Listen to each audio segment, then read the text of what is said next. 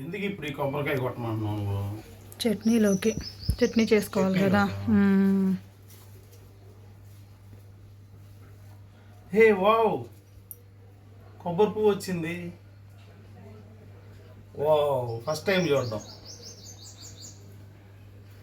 కొబ్బరి పువ్వు వస్తే మంచిదంట తెలుసా? ఎందుకు మంచిదో తెలియదు కానీ కొబ్బరి పువ్వు వస్తే చాలా మంచిదని చాలామంది అంటూ ఉంటారు. గుళ్ళ దగ్గర కూడా కొబ్బరి పువ్వు వచ్చిన అంటే కొబ్బరికాయ కొట్టిన తర్వాత అందులో పువ్వు ఉంటే చాలా హ్యాపీగా ఫీల్ అవుతారు ఆ కొబ్బరికాయ కొట్టిన వాళ్ళు.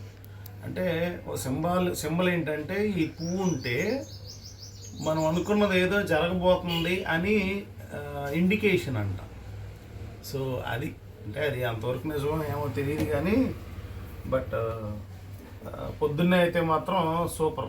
ఈరోజు వింత అంతే. రైట్, మీకు కూడా ఈ కొబ్బరి పువ్వు వస్తే ఏంటి బెనిఫిట్, కొబ్బరి పువ్వు వస్తే అసలు ఆ విషయం ఏంటి అనేది మీకు కూడా తెలిస్తే కామెంట్ సెక్షన్లో మెన్షన్ చేయండి.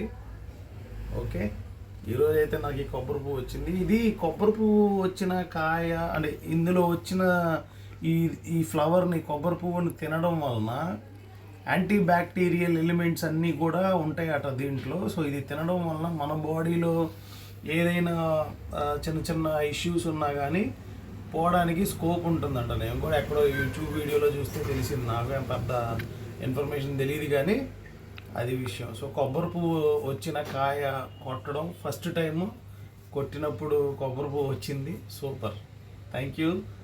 అండ్ ఇదేంటనేది కామెంట్ సెక్షన్లో మెన్షన్ చేయండి, నాకు కూడా తెలియదు కరెక్ట్గా. మీరు నాకు చెప్పండి, నేను తెలుసుకుంటాను, ఇంకొకరికి కూడా చెప్తాను. Thank you.